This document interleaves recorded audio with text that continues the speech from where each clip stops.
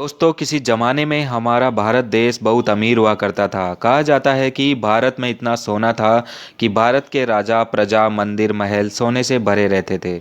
समय समय पर भारत को लूटने के लिए कई विदेशी लुटेरे भी आए, लेकिन हमारे देश के महान राजाओं ने उन्हें भगाकर अपना साम्राज्य कायम रखा।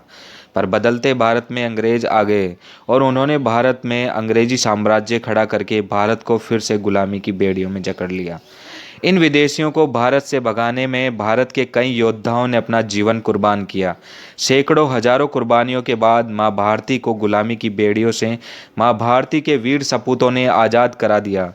आज के इस वीडियो में हम उन्हीं वीरों के वंशजों की बात करेंगे, उन महान वीरों के वंशजों को देखेंगे जिनके पिता, दादा।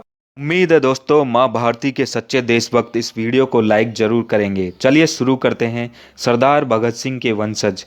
लिख रहा हूँ मैं अंजाम जिसका कल आगाज आएगा। मेरे लहू का हर कतरा इंकलाब लाएगा। अहिंसा ने मेरे वतन को लंगड़ा कर डाला। आज़ादी मांगने से नहीं, छीनने से मिलती है। दोस्तों, ये शब्द है शहीद आजम भगत सिंह जी के।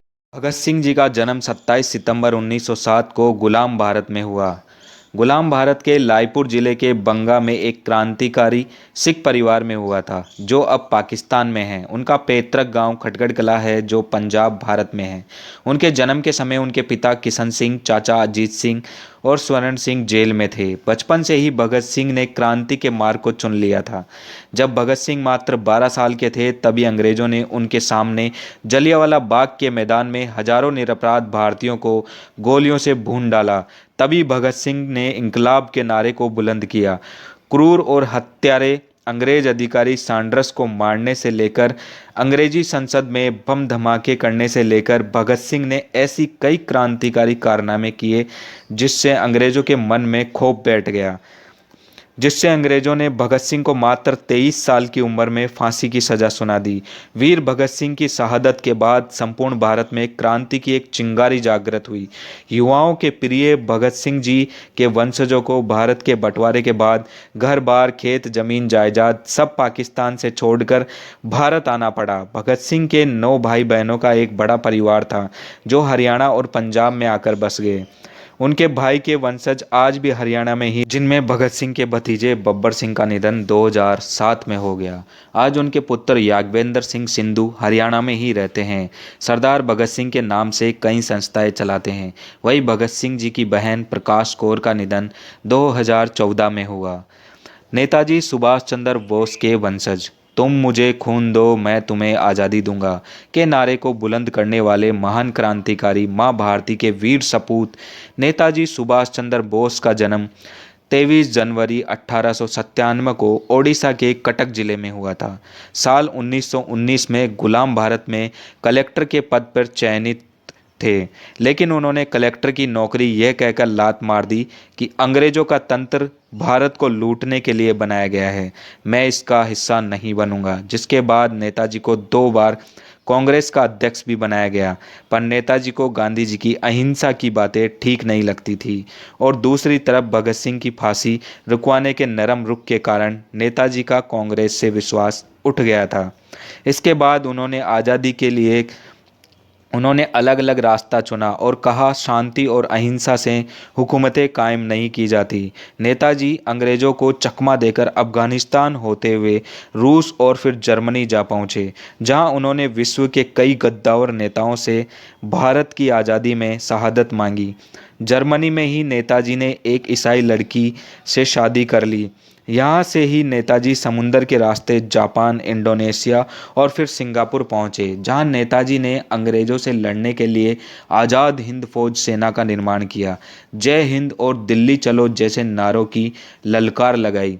इस सेना को लेकर नेताजी ने अंग्रेज सेना पर धावा बोल दिया और अंडमान द्वीप को जीत लिया। इस समय तक नेताजी को जापान ने हर तरह से मदद की थी, पर द्वितीय विश्व युद्ध में जापान की हार के बाद एक बार फिर नए साथी और मजबूत सेना निर्माण के लिए रूस निकल गए नेताजी, जहां रास्ते में ही उनकी विमान दुर्घटना में मौत हो गई। आज नेताजी के वंशज बंगाल और जर्मनी में रहते हैं। नेताजी के बड़े भाई शरद